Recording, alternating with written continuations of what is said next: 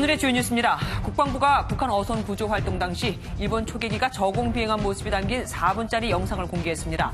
국방부는 일본 초계기는 왜 인도주의적 구조작전 현장에서 저공 위협 비행을 하느냐며 일본에 사과를 요구했습니다. 청와대 집무실을 광화문으로 옮기겠다는 문재인 대통령의 대선 공약이 사실상 보류됐습니다. 청와대는 경호와 의전, 부지 마련 등의 문제로 청와대 집무실 이전은 현실적으로 어렵다고 밝혔습니다. 국제 발행 외압 의혹과 관련해 전현직 경제부총리가 입을 모아 외압은 없었다고 해명했습니다. 홍남기 경제부총리는 청와대는 얼마든지 의견을 제시할 수 있다고 말했고 김동연 전 부총리 역시 정책은 종합적인 검토와 조율을 필요로 한다며 의혹을 일축했습니다. 자유한국당이 김태우, 신재민 폭로와 관련해 청와대를 항의 방문하는 등 공세 수위를 높이고 있습니다.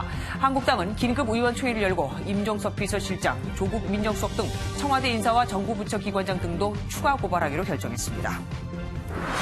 검찰이 오는 11일 양승태 전 대법원장을 피의자 신분으로 공개 소환할 예정입니다. 대법원장의 검찰 조사는 헌정 사상 처음으로 구속 여부에 벌써부터 이목이 쏠립니다. 10명의 사상자를 내는 강릉 펜션 사고의 원인은 부실 시공된 보일러 연통이 보일러 가동 때 생기는 진동에 조금씩 이탈했기 때문으로 확인됐습니다. 병원에 입원 치료 중인 4명 중 1명은 내일 퇴원합니다.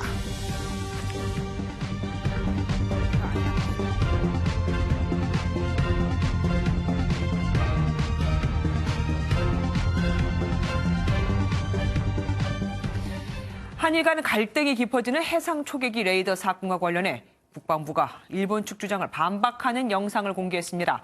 일본이 공개한 영상이 유튜브에서 엄청난 조회수를 기록하며 관심을 끌었거든요. 당시 어선 구조 현장을 저공 비행하던 일본 해상 초계기 모습이 고스란히 잡혔습니다. 연장현 기자입니다.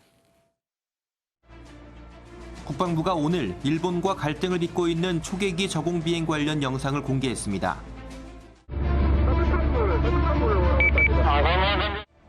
해당 영상은 당시 북한 어선 구조 활동을 벌이던 해경이 촬영한 것으로 모두 4분 30초 분량입니다. 영상을 보면 조난당한 북한 어선과 구조 활동을 지원하던 광개토 대왕함 위로 낮게 날아가는 일본 초계기가 포착됩니다. 일본 측은 앞서 초계기의 150m 저공 비행에 대해 국제법을 준수한 것이라 문제가 없다고 밝혔습니다. 하지만 국방부는 일본이 근거로 든 국제민간항공협약은 민항기에만 적용되는 것이라며 일본이 적용 범위를 자의적으로 해석했다고 반박했습니다. 또 당시 광개토 대왕함은 사격 통제 레이더가 아닌 구조용 탐색 레이더만 가동했음을 다시 한번 강조했습니다. 국방부는 일본 측이 주장하는 추적 레이더 주파수에 대한 증거 자료 제시를 거듭 요구하고 공식 사과도 촉구했습니다. 일본은 더 이상 사실을 왜곡하는 행위를 중단하고 우리 함정에 위협적인 저공 비행을 한 행위에 대해 사과해야 할 것입니다. 다만 일각에선 일본 측의 억지 주장을 잠재우려면 당시 광개토 대왕함이 자체 촬영한 영상 등 객관적 증거가 더 필요하다는 지적도 나옵니다. 이에 대해 국방부는 군사 기밀 사항이란 이유로 광개토 대왕함이 찍은 영상 존재 여부에 대해선 말을 아끼고 있습니다. MBN 뉴스 연장현입니다. 일본 언론은 우리 정부의 반박 내용을 일제히 주요 뉴스로 다뤘습니다. 일본 정부도 재반박을 할 것으로 보이는데 일본이 이렇게까지 논란을 키우는 속내는 뭘까요? 주진희 기자가 짚어봤습니다. 앞서 일본이 공개한 13분짜리 영상에 대해 국방부가 반박 영상을 공개하자 일본 언론들은 일제히 주요 내용으로 전했습니다.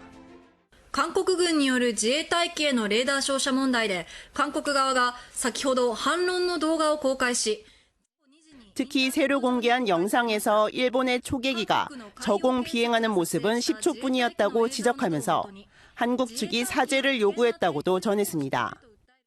고노 일본 외무상은 영상이 공개된 지 2시간 정도 후에 기자회견을 갖고 강경화 외교장관과 통화를 했다며 군 당국 간 빠른 해결을 강조하기도 했습니다. 電話会談の要請がございましたので、2人で30分、電話で話をいたしました。防衛当局間でですね、しっかりと事実関係を踏まえ 한일 간 레이더 공방이 사그라들 기미가 보이지 않는 배경과 관련해 여러 해석이 나오고 있습니다.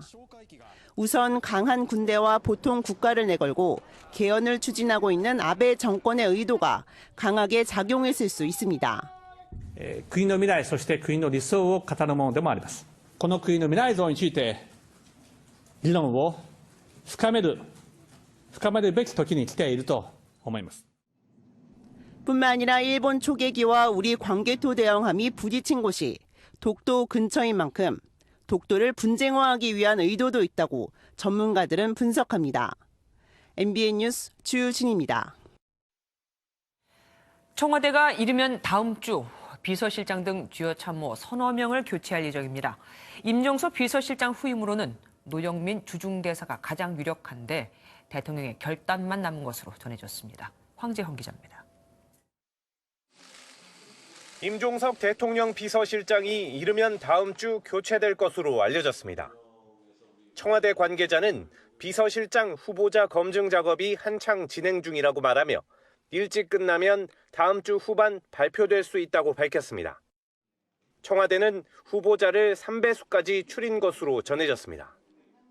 그중 유력한 후보인 노영민 주중대사의 경우 대사 임명 때 이미 검증을 받았고 최측근이라는 점에서 사실상 대통령의 결단만 남은 것으로 전해졌습니다.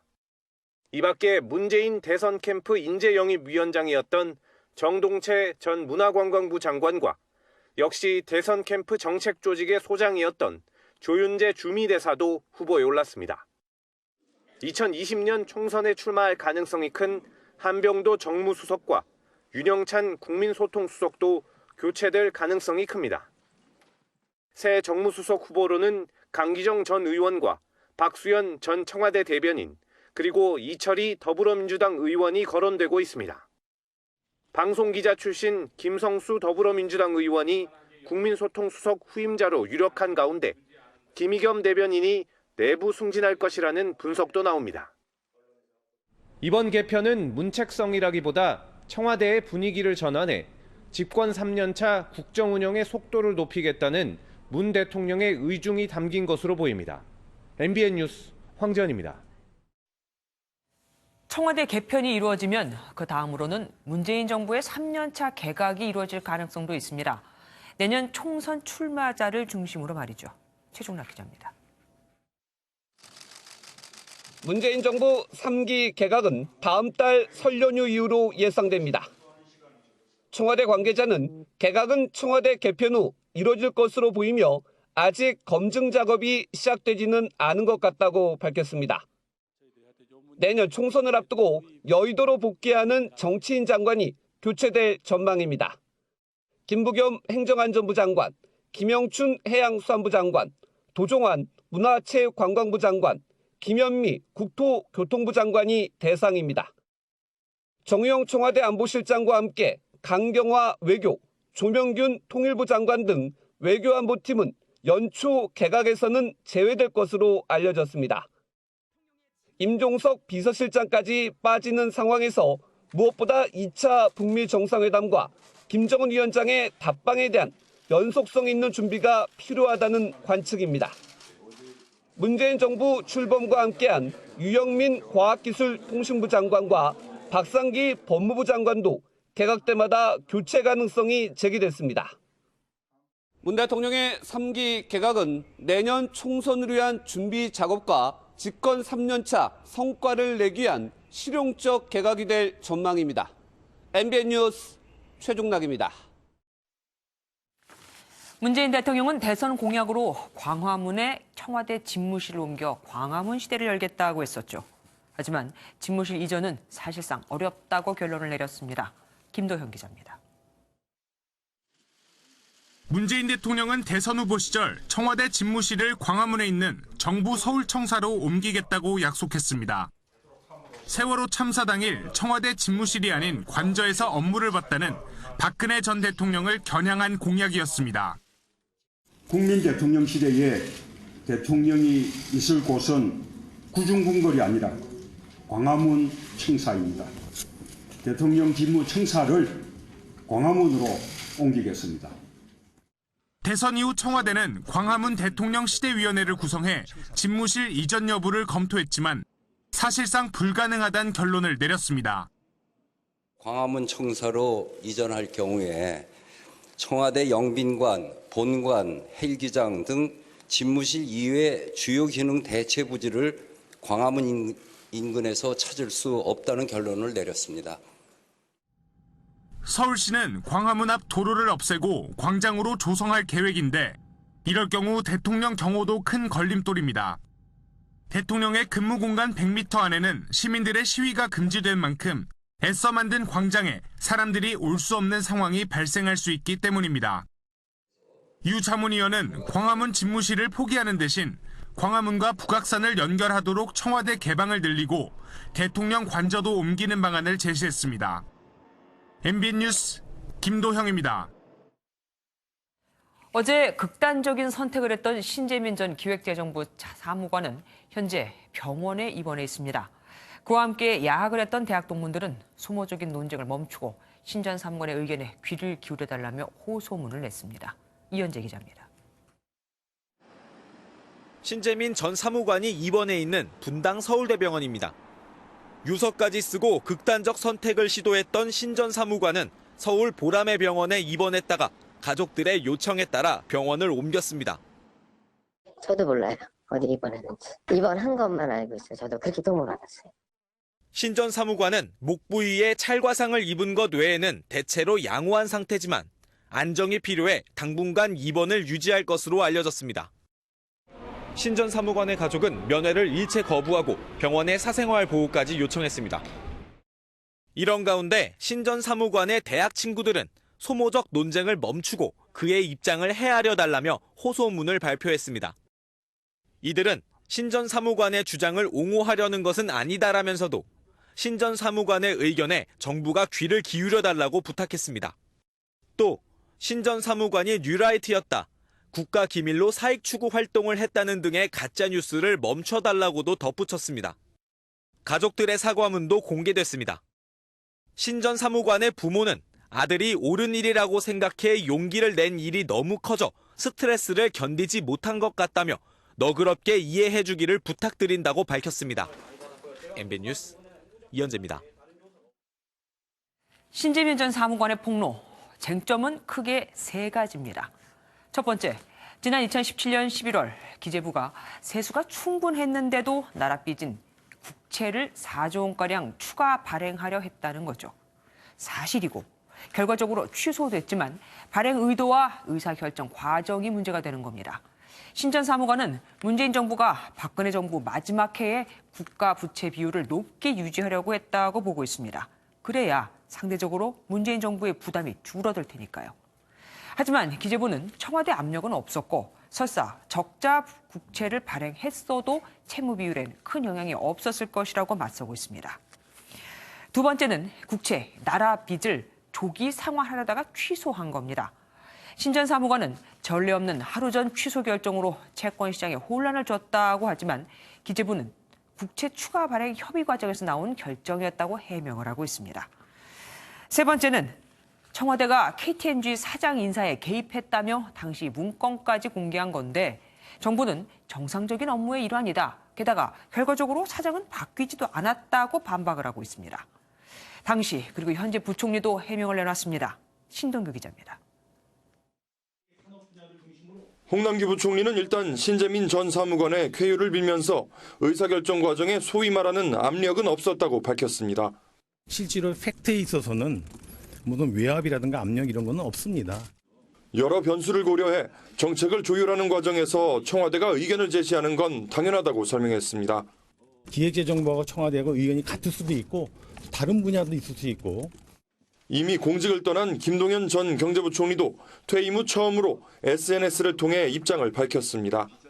신 전 사무관에게 앞으로도 극단적 선택을 해서는 안 된다고 어루만진 뒤 실무자 시각에서 보는 고민도 이해가 되지만 보다 넓은 시각에서 전체를 봐야 하는 입장도 생각해달라고 밝혔습니다. 또 자신은 34년 공직생활 동안 부당한 외압에 굴한 적은 결단코 없었다고 강조하며 제기된 청와대 외압설도 일축했습니다.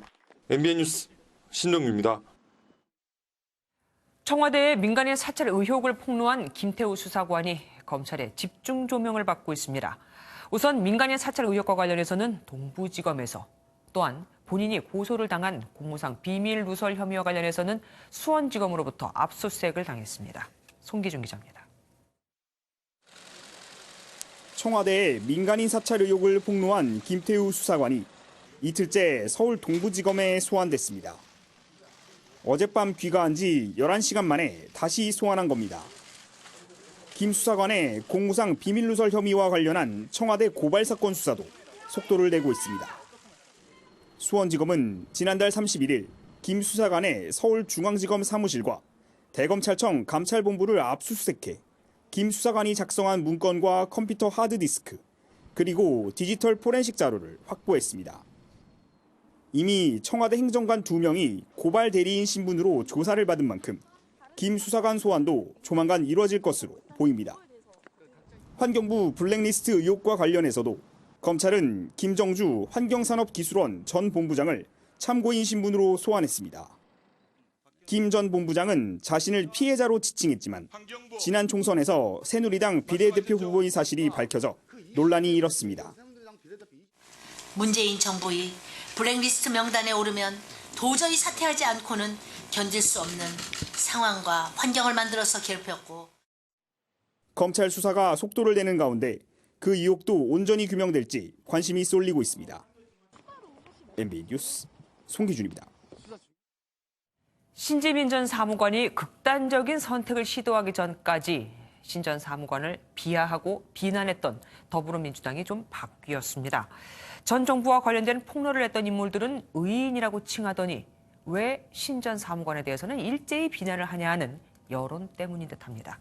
이동석 기자입니다. 더불어민주당은 신재민 전 기재부 사무관이 극단적인 선택을 시도하자 직접적인 공격을 자제했습니다. 신 전 사무관의 빠른 쾌유를 기원한 박주민 최고위원은 소신이 담긴 정책이 모두 관철되는 것은 아니라는 김동연 전 경제부총리의 글을 거론하며 위로했습니다. 유례 함의를 신 전 사무관의 위치에서 모두 이해할 수는 없었다고 생각됩니다. 박광원 최고위원은 보수 야당이 청문회를 요청하는 등 비이성적인 정치 공세를 하고 있다고 비판했습니다. 비리와 불법 행위에 근거해서 무모한 정치 공세를 한 조사를 받는 사람의 말에만 전적으로 의존해서 정말로 비이성적 정치 공세를 하고 있다. 자유한국당은 청와대 항의 방문에 나서며 공세 수위를 높였습니다. 진상을 대통령께서 나서서 규명해 주시고 또 관련자를 철저하게 문책해 주시라는. 김태우 수사관 폭로와 관련해 임종석 비서실장과 강경화 외교부 장관을 추가 고발하겠다며 으름장을 놨습니다. 청와대는 지시한 바 없다, 보고받은 적 없다 라는 말만 앵무새처럼 되뇌었습니다. 보수 야당에 이어 민주평화당도 진상조사단을 구성하기로 하면서 여야 공방이 더욱 확산되고 있습니다. MBN 뉴스 이동석입니다. 신재민 전 사무관을 비판하는 글을 썼다가 지운 민주당 손혜원 의원.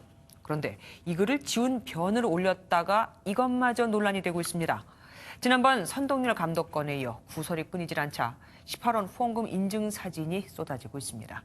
김문영 기자입니다. 손혜원 더불어민주당 의원은 신재민 전 사무관의 폭로를 두고 나쁜 머리를 쓰며 의인인 척 청산유수로 떠든다는 글을 올렸다가 삭제하는 소독을 빚었습니다. 삭제 배경을 놓고 논란이 커지자 손 의원은 또다시 신 전 사무관을 비꼬았습니다. 자신의 행동에 책임질 만한 강단이 없는 사람이어서 글을 삭제했다고 밝히면서 비판 여론이 들끓고 있습니다. 손 의원을 둘러싼 구설은 이번이 처음이 아닙니다. 손 의원은 지난해 국정감사에서 선동열 국가대표팀 감독에게 한 발언으로 야구를 알지 못하는 의원이란 비판을 받았고, 그래서 우승했다는 얘기를 하지 마십시오. 그 우승이 뭐 그렇게 어려운 거라고는 다들 생각하지 않습니다. 그렇죠? 저는 웬만하면 소리 지르지 않겠습니다. 진심으로 후배들을 위한 어떤 마음이 있었다라고 하신다면 그 사과를 하시든지 아니면 사퇴를 하시든지 지난 2016년 차은택 씨의 머리숱을 놓고 차라리 다 밀고 와야 한다고 언급하기도 했습니다. 지난 대선을 전후로는 노무현 전 대통령의 죽음을 두고 계산한 것이라 말하고 위안부 피해자 고 김군자 할머니 장례식에서 엄지손가락을 치켜 세워 논란이 됐습니다. 온라인상에서는 기본적인 인격 존중이 없다며 손의원을 반대하는 의미의 18원 후원금 인증 사진들이 쏟아지고 있습니다. MBN 뉴스 김문영입니다. 해를 넘기며 지지부진했던 사법농단 의혹 수사에 검찰이 승부수를 띄웠습니다. 다음 주 금요일 양승태 전 대법원장을 피의자 신분으로 공개 소환하기로 한 겁니다. 6년간 사법부 수장이었던 인물인데 헌정사상 처음 있는 일입니다. 조경진 기자입니다. 지난해 6월 사법농단 의혹이 불거졌을 당시 양승태 전 대법원장은 생각할 수도 없는 일이라며 강하게 부인했습니다. 제가 확신하건대는 법원이라는 조직은 그래도 우리 사회에서 가장 건전한 조직이라고 저는 확신을 합니다. 하지만 결국 양 전 원장은 오는 11일 검찰 포토라인에 서게 됐습니다. 지난 2011년 9월부터 6년 동안 사법부 수장이었다가 피의자 신분으로 전락한 겁니다. 헌정사상 초유의 일입니다. 검찰은 사법농단 의혹의 정점으로 양 전 원장을 지목했습니다. 양 전 원장이 염원하던 상고법원 도입을 추진하면서 재판거래와 법관 사찰 등 사법행정권을 남용했다고 보고 있습니다. 앞서 구속된 임종원 전 법원행정처 차장과 영장이 기각된 박병대, 고영한 전 대법관의 영장에도 양 전 원장은 공범으로 적시돼 있습니다. 검찰은 박병대, 고영한 두 전직 대법관의 구속영장을 다시 청구하는 방안도 검토 중인 것으로 알려졌습니다. 검찰이 양승태 공개 소환이란 승부수를 띄우면서 해를 넘긴 사법농단 수사가 정점으로 치닫고 있습니다. MBN 뉴스 조경진입니다. 전두환 전 대통령이 민주주의의 아버지다라는 이순자 여사의 발언에 5.18 광주 민주화운동 희생자 유가족들이 분노했습니다. 오늘은 전두환 전 대통령의 자택 앞에서 항의 시위를 벌였습니다. 박자은 기자입니다. 전두환 전 대통령 집 앞에 모인 10여 명의 사람들. 5.18 민주화 운동의 희생자 유가족들입니다. 반대를 죽여놓고 민주화 아버지! 야 이놈아! 그 말이 어디서 나오대? 내 새끼들 다 죽여놓고! 일부 유가족들은 분노를 억누르지 못해 호흡곤란으로 쓰러지기도 했습니다. 경찰과 30분여간 대치한 끝에서야 유가족들은 겨우 성명서를 읽었습니다. 망언을 접한 우리는 치솟는 분노와 우라가침으로 억장이 무너져 밤잠도 잘 수 없고 이순자 여사는 지난 2일 우리나라에 처음으로 단임을 이뤄낸 사람이 전 대통령이라며 민주주의의 아버지는 바로 우리 남편이라고 말해 비난을 받은 바 있습니다. 유가족들은 오는 7일 광주에서 고 조비오 신부에 대한 명예훼손 재판을 앞두고 있는 전 대통령을 향해서도 재판에 출석하라고 촉구했습니다. 유가족들은 재판 당일까지 이곳 앞에 텐트를 치고 농성을 벌일 예정입니다. 전 대통령의 재판 방청권 추첨을 하러 나온 광주 시민들도 불편한 심경을 감추지 못했습니다. 어떻게 민주주의의 아버지입니까? 그 살인자의 아버지지. 인간이라면 그런 모습은 좀 보여줘야 하는. 치매를 이유로 전 대통령이 재판에 나타나지 않을 것으로 보이면서 재판부는 강제 구인을 염두에 두고 있습니다. MBN 뉴스 박지안입니다. 늦깎이 학생인 척 대학 도서관에 들어가 다른 학생들의 물건을 훔친 40대가 붙잡혔습니다. 또 다른 대학에서는 말쑥하게 양복을 입고 교수인 척 돌아다니며 도둑질을 한 남성도 있었습니다. 박상호 기자입니다. 이른 아침 가방을 맨 남성이 대학교로 들어갑니다. 도서관처럼 보이는 곳에 아무도 없는 걸 보고는 책상을 넘어옵니다. 책상에 있던 노트북을 집어들고 돌아서는가 싶더니 메고 온 가방에 차분하게 노트북을 집어넣습니다. 알뜰하게 노트북 가방도 챙깁니다. 절도 전과만 12범인 40대 남성입니다. 범행이 발생한 이곳은 재학생뿐 아니라 졸업생도 마음 놓고 이용할 수 있도록 항상 문이 열려 있는 곳입니다. 문은 닫는데 잠그지는 안 합니다. 요 앞에 영문만 잠깁니다. 또 다른 대학교. 말쑥한 정장 차림의 남성이 복도를 기웃거립니다. 학생들이 지나다녀도 강의실과 연구실을 마음대로 들락거립니다. 교수 행세를 한 이 남성은 지난해 7월부터 부산 지역 대학을 돌며 17차례에 걸쳐 금품을 훔쳤습니다. 학생들이 강의실이나 도서관에 소지품을 두고 다니는 걸 노렸습니다. 다들 놔두고 다녀요. 왜 그래요? 그냥 편해서. 위험하다는 생각을 안 해가지고.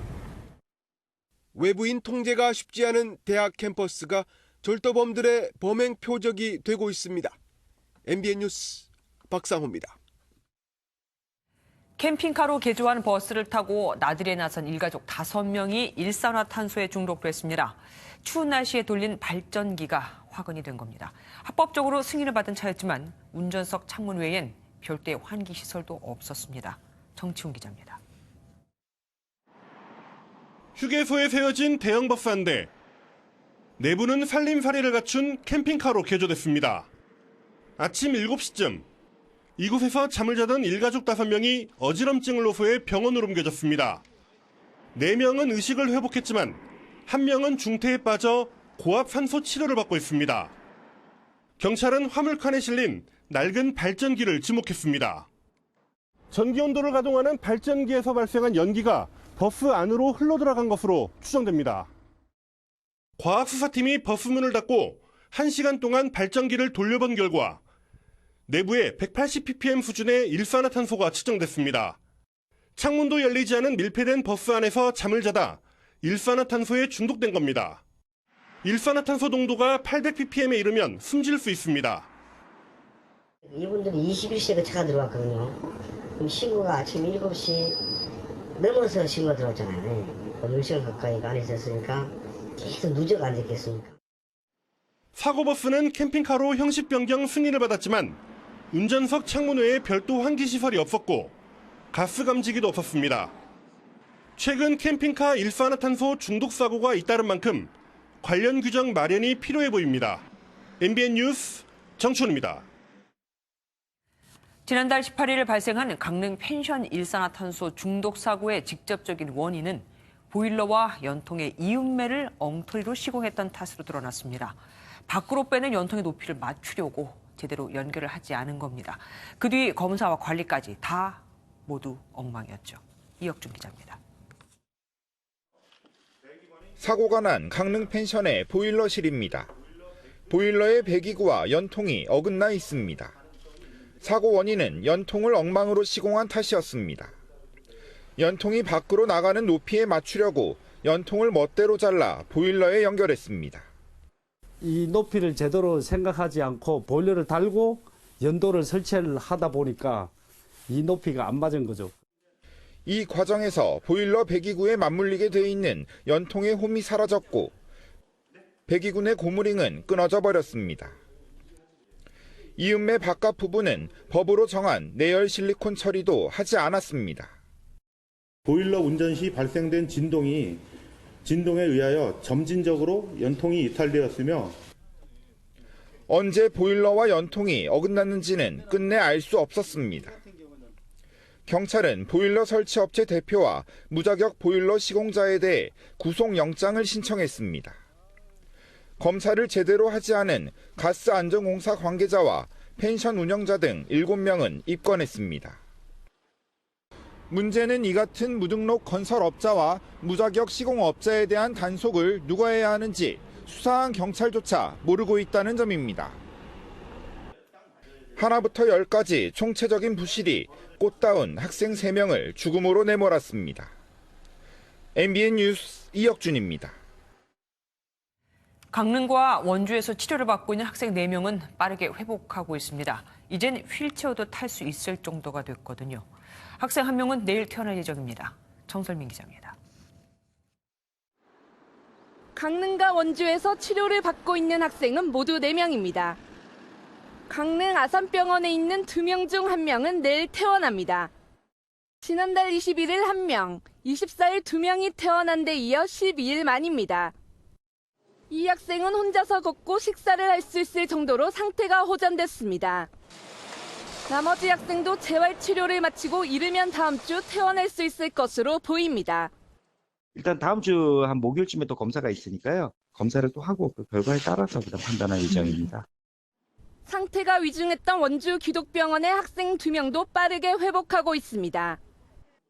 학생 한 명은 스스로 걸을 수 있지만 다른 한 명은 휠체어로 이동하고 있습니다. 병원은 2주 정도 치료를 이어간 뒤 퇴원 시기를 결정할 계획입니다. MBN 뉴스 정세민입니다. 벌써 2달째 행방이 묘연한 이탈리아 주재 북한 대사 대리. 그는 어디로 갈까요? 북한 정부가 찾기 힘든 유럽일까요? 아니면 그의 고급 정보를 간절히 원하는 미국일까요? 송정 기자가 예상 가능한 행적을 짚어봤습니다. 현재 공식 확인된 건 이탈리아 주재 조성길 대사 대리가 2달째 자취를 감췄다는 겁니다. 임기 만료에 앞서 11월 초에 공간을 이탈해서 좀 잠적했다. 잠적 이유는 아직 알려지지 않은 가운데 조 대사 대리의 행방은 크게 3가지로 추측됩니다. 일단 근무지였던 이탈리아에서 신변 보호를 받으며 제3국 망명을 타진할 가능성이 있습니다. 이탈리아 외교부는 조성길 대사 대리로부터 어떤 망명 요청도 받은 적 없다고 밝힌 상황. 하지만 정보기관 등에서 보호하거나 제3국 망명 절차를 돕고 있는지에 대해서는 알 수 없다며 가능성 자체를 배제하지 않았습니다. 제3국으로는 유럽과 미국이 거론됩니다. 태영호 전 영국 주재 북한 공사는 김정은 체제 이후 유럽으로의 망명이 부쩍 늘고 있다며 소재를 파악하기 어렵다는 점을 이유로 들었습니다. 미국은 북한의 고급 정보를 원하고 신변 보호가 확실한 데다 1997년 장승길 이집트 주재 북한 대사 망명 사례가 있어 무게가 실립니다. 다만 한국 망명 가능성은 낮아 보입니다. 잠적 이후 국정원에 연락 온 적이 없고 한국 망명에 따른 가족 피해가 크기 때문입니다. 그 선택지를 대한민국으로 정하면 북한에 남겨진 가족들이 아주 심각한 탄압을 받고 그나마 미국이나 제3국으로 갈 경우는 가족들이 조금 신분을 보장받기 때문에 이런 가운데 이탈리아 외교부는 조 대사 대리가 잠적한 지 10여일 후 김천으로 대사 대리가 교체됐다고 밝혔습니다. MBN 뉴스 송정입니다. 조 대사 대리의 소식은 그동안 애써 정상국가 이미지를 연출하려고 했던 김정은 위원장에게는 큰 충격일 겁니다. 게다가 조 대사 대리가 북한 지도층에게 사치품을 공급하는 역할을 했었다는 말까지 나오면서 북한은 이번 사태가 1996년 황정엽 비서의 한국 망명에 버금가는 일로 받아들여지고 있다고 합니다. 오재 기자입니다.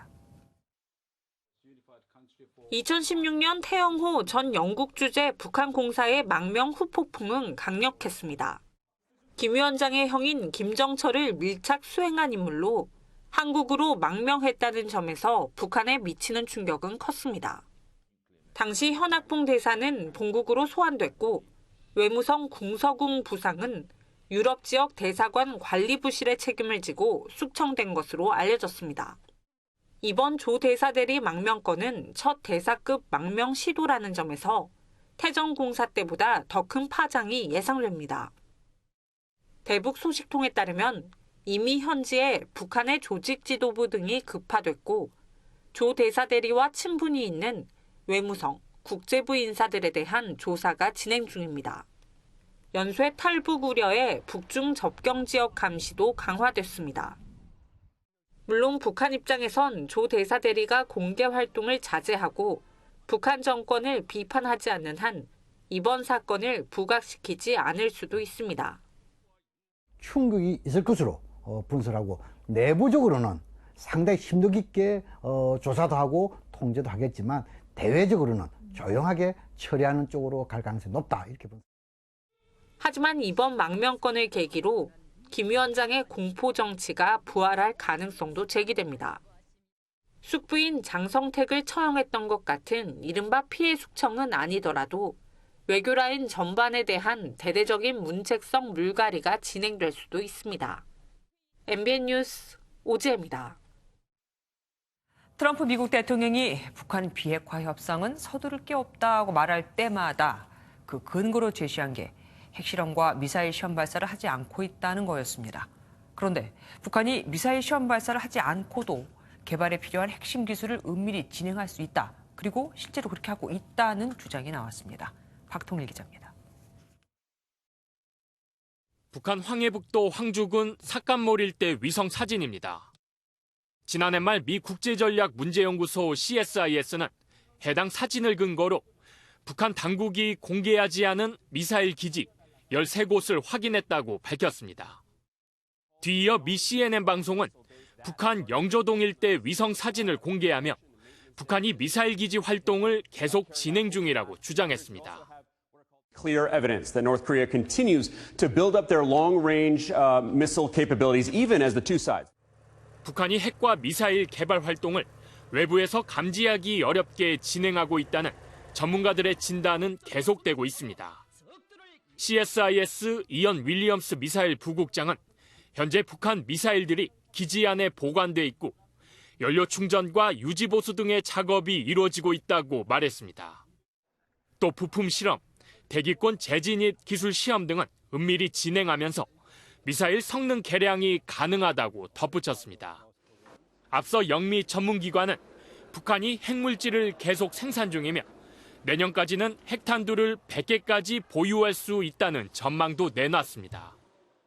북한의 핵미사일 개발 지속 논란으로 비핵화 진정성의 의구심이 커질 경우 앞으로 전개되는 북미 간 대화에도 주요 변수로 작용할 전망입니다.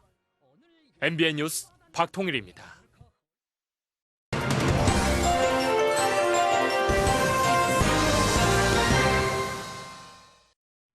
업주들은 쪼개기, 아르바이트생은 메뚜기.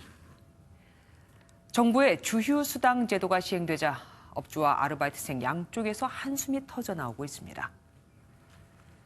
주휴수당은 주 15시간 이상 근무하면 하루치 임금을 더 주는 제도입니다. 사업장이 영세 하건 말건 상관없이 올해부터 시행이 되고 있죠. 정부 입장에서는 워낙 일자리도 없고 고용 사정도 힘드니까 어떻게든 서민들 수입을 늘려보자 하는 취지였겠지만 또 다른 서민인 자영업자와 소상공인들이 문제죠. 최저임금이 오른 것도 벅찬데 주휴수당까지 지급을 해야 하니까요. 인건비가 많게는 30-40%를 차지하는 상황에서는 주휴수당까지 주면 정말 남는 게 없다는 겁니다. 아르바이트생도 마찬가지. 한 곳에서 일하지 못하고 이곳저곳으로 옮겨다니며 매일 다른 편의점에서 일해야 하는 상황이 벌어졌습니다. 어차피 밤을 새가며 일하는 건 똑같은데 월급만 줄어든 거죠. 결국 현장에선 주휴수당이 아예 발생하지 않도록 주 15시간 미만 근무하는 아르바이트를 뽑는 일명 알바 쪼개기가 확산이 되고 있는 겁니다. 통계청에 따르면 작년 6월 주 17시간 미만 일하는 취업자는 전년 동기 대비 34만 2천 명이나 증가해서 역대 최대 증가폭을 기록했습니다. 아르바이트생뿐만이 아닙니다. 기업도 구조조정으로 최저임금에 대응하고 있고 경비원을 파견하는 용역회사들은 경력자를 신입 직원으로 대체하고 고용계약을 1년 미만으로 해서 퇴직금을 줄이는 방식으로 인건비를 줄이고 있습니다. 최저임금 인상에 대한 부담으로 전국 곳곳에서 아파트 경비원 감축도 잇따르는 건 이미 다 알려진 사실이죠. 좋은 의도로 시작된 정책도 언제든지 부작용은 나타날 수 있습니다. 그리고 이런 걸 명민하게 감지해서 정책을 수정하는 것도 정부 역할입니다. 최저임금 정책은 원래 저임금 노동자들을 위한 정책 아니었습니까? 그런데 이 정책 때문에 돈 없고 힘없는 우리가 뭘 어쩌겠느냐 하고 서민들이 말을 하고 있으니 이 서민들의 한숨에 정부가 뭐라고 답할지 이제 또 고민을 해야 합니다. 뉴스 초점이었습니다.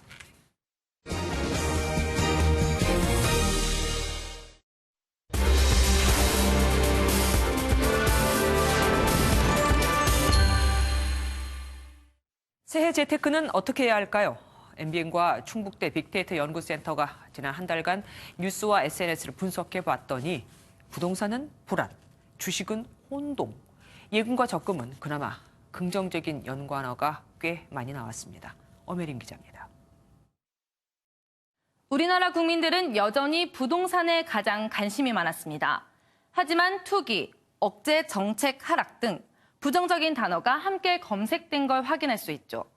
동시에 오피스텔, 상가, 월세 같은 수익형 부동산과 상대적으로 적은 돈으로 살 수 있는 오산, 화성 등 경기 지역에 대한 검색 빈도도 높았습니다. 부동산 가격이 떨어질 것이란 불안감과 너무 올라 서울에서는 집을 살 수 없다는 분노가 함께 느껴지죠. 주식시장 기상도도 흐림입니다. 특히 삼성 바이오로직스와 경남제약 분식회계 사건이 SNS에 가장 많이 올라와 불신이 커지는 모습입니다.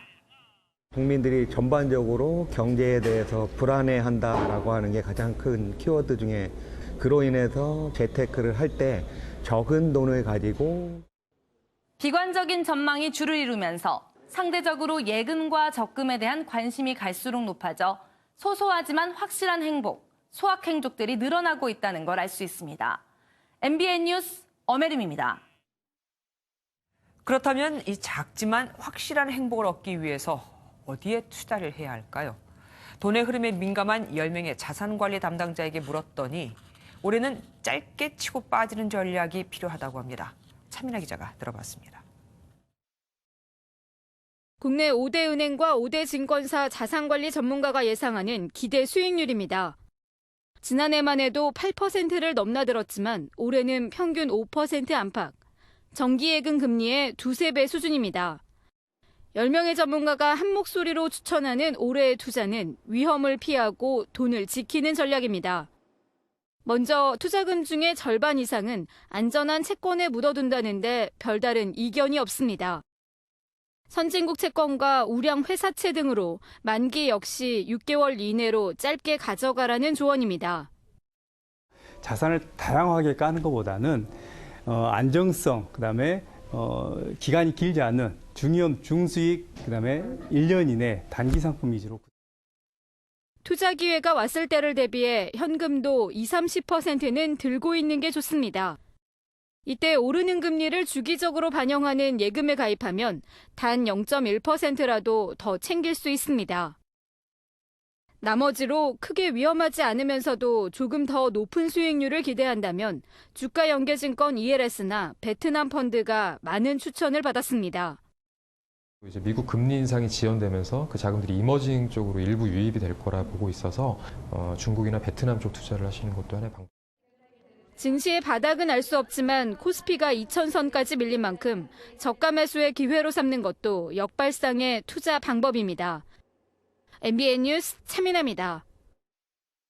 그럼 여윳돈으로 부동산 투자를 계획하는 분들은 어디를 노려야 할까요? 전문가들은 부동산 틈새 투자 상품, 쉐어하우스를 추천하고 있었습니다. 정정 기자가 알아봤습니다. 교통 좋은 대학가 인근의 이 아파트는 일반 가정집이 아닌 쉐어하우스입니다. 쉐어하우스는 침실은 따로 쓰되 거실과 주방 등은 공유하는 주거 형태. 투자자가 집을 개조해 방 단위로 월세를 놓는 방식으로 원룸보다 싸면서 넓은 공간을 찾는 젊은 층이 주요 고객입니다. 기대 수익률은 연 10%대. 1인 가구의 증가로 전망이 밝지만 공실에 따른 손실 위험은 감안해야 합니다. 대학생, 그다음에 사회초년생, 안전이나 보안을 필요로 하는 여성분들이 많은 지역이 아주 좋은 지역으로. 올해 금액별 투자 전략은 어떻게 짜야 할까? 1억 원은 간접 투자 상품인 리츠나 펀드, 5억 원은 서울 수도권의 미분양 아파트, 10억 원은 교통과 주거 환경이 좋은 다가구 주택 건물 등을 눈여겨보라고 업계는 조언합니다. 주택이나 오피스텔, 상가보다 대출이 쉽고 금리는 낮은 역세권의 아파트형 공장, 지식산업센터도 투자 대안으로 꼽힙니다. 이 지식산업센터는 시세 차익도 볼 수 있고 그다음에 수익도 볼 수 있는 아주 두 마리 토끼를 다 잡을 수 있는 상품이라. 하향 안정기로 접어들고 있는 부동산 시장. 전문가들은 올해는 목표 수익률을 낮추고 중장기적 투자에 나서야 한다고 강조합니다. MBN 뉴스 정주영입니다. 최근 5년 동안 나타난 타미플루 부작용 3건 중 1건은 19세 미만에게서 발생했습니다. 또한 남성보다 여성이 2배 더 많았습니다. 타미플루를 대체할 독감 치료제도 없는데 어쩌죠? 이수아 기자입니다. 2014년부터 지난해 9월까지 식약처에 보고된 타미플루 부작용 건수는 모두 1,020건입니다. 2014년 184건, 2016년 257건 등 해마다 200건 가까운 부작용이 신고됐습니다. 연령대로는 19세 미만이 344건으로 33.7%를 차지했습니다. 타미플루 부작용 3건 중 1건은 10대에게 나타난 셈입니다. 특별하게 이제 장년층보다는 19세 미만의 청소년층한테 주로 발생하게 됐습니다. 주로 이제 환각이나 환청 중대한 유해 반응이 나타납니다. 앞서 타미플루를 복용한 여중생이 환청을 호소하며 아파트에서 추락해 숨지는 등 지난달에만 2건의 관련 사고가 있었습니다. 문제는 타미플루를 대체할 만한 독감 치료제가 아직 개발되지 않았다는 점입니다.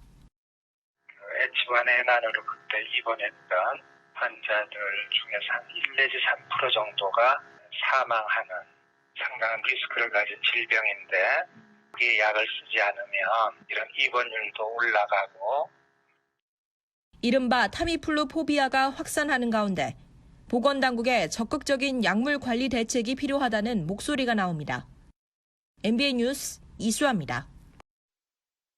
친환경 생리대로 유명세를 얻은 업체가 위법 사항이 적발돼 잦은 리콜을 진행하고 있는데 리콜을 해주면서 교환만 되고 환불은 안 된다고 합니다.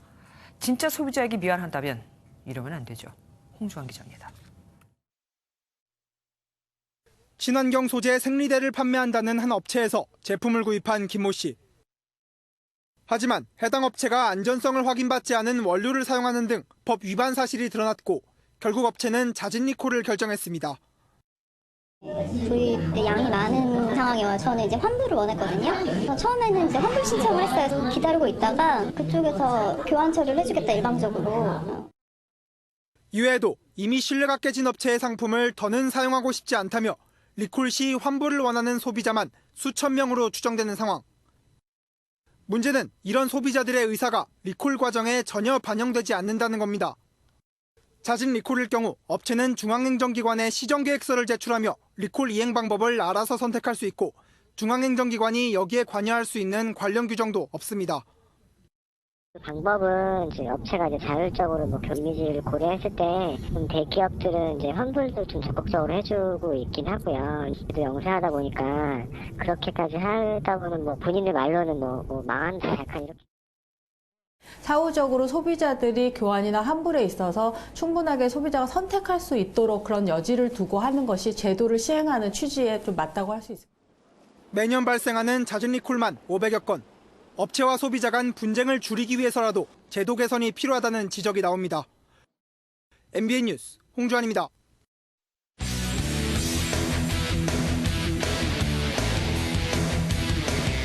안녕하십니까. 스포츠 뉴스입니다. 아시아 최고의 축구 전쟁 2019 아시안컵이 현지 시각으로 내일 개막합니다. 우리나라가 속한 C조는 유럽 출신 명장들의 대결로도 큰 관심을 받고 있는데요. 김태일 기자입니다. 우리나라는 이번 아시안컵에 필리핀, 키르기스스탄, 중국과 함께 C조에 속해 있습니다. C조는 유럽 출신 명장들의 지략 대결 경연장입니다. 대한민국을 이끄는 포르투갈 출신의 파울로 벤투, 중국의 사령탑 이탈리아 출신의 마르첼로 리피, 필리핀을 맡은 스웨덴 출신 스벤 예란 에릭손이 그 주인공입니다. 중간 성적은 벤투 감독의 우세승입니다. 지난해 8월 취임 이후 빠르게 팀을 정비해 7경기 연속 무패 행진을 이어가고 있기 때문입니다. De uma forma geral, acho que devemos e temos que estar otimistas. 2006년 독일 월드컵에서 자국 이탈리아를 우승으로 이끈 리피 감독은 중국팀을 맡아 대회 우승을 노리고 있지만 최근 평가전에서 승리가 없는 등 경기력 하락이 고민입니다. 잉글랜드 대표팀 감독으로 유명한 에릭손은 예선 통과가 최우선 과제입니다. 아랍에미리트와 바레인의 개막전을 시작으로 다음 달 1일까지 28일간 열전에 돌입하는 2019 아시안컵. 59년 만에 다시 정상을 노리는 우리 대표팀은 오는 7일 필리핀과 첫 경기에서 그 가능성 여부를 타진합니다. MBN 뉴스 김태일입니다. 겨울 스포츠의 꽃, 요즘 농구장에서는 박진감 넘치는 경기를 보는 즐거움에 선수들의 색다른 면을 보는 재미도 쏠쏠하다고 합니다. 과연 어떤 모습들일까요? 강영호 기자입니다. 서울의 한 기획사 연습실. 농구장을 누벼야 할 선수들이 때 아닌 댄스 연습의 한창입니다. 신지연, 이주연, 나윤정, 홍소리. 서로 다른 4팀 선수들이 모레 있을 올스타전 깜짝 공연 준비에 구슬땀을 흘립니다. 인기는 타고나야 되는 것 같아요. 못한다고 하기에는 좀 그렇고 언니가 좀 외모로 기대치를 막 이렇게 올렸었는데 혼자 좀 허둥지둥하는 거. 유니폼이 아닌 차림으로 코트에 선다는 게 걱정스럽기도 하지만 팬들이 즐거워하는 모습을 생각하면 묘하게 힘이 납니다. 팬분들이 원하시는 뭐 무대도 열심히 준비하고 있고 뭐 코트에서도 뭐 슛도 많이 던지고 뭐 재밌는 모습 보여드릴 테니까 네, 많이 기대해 주셨으면 좋겠습니다. 전설의 프레디 머큐리 패러디 공연이 펼쳐지기도 하고 걸그룹 못지않은 화려한 댄스 퍼레이드가 펼쳐지기도 하는 한겨울의 농구장은 즐거움입니다. MBN 뉴스 강영호입니다.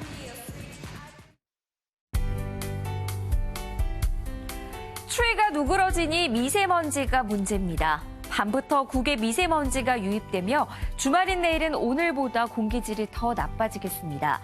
내일 남부지방 종일 미세먼지 나쁨 수준을 가리키겠고 중부지방에서도 오전에 나쁨 단계를 가리키겠습니다. 내일 바깥 활동하실 때에는 미세먼지 수치를 수시로 확인하시는 게 좋겠습니다.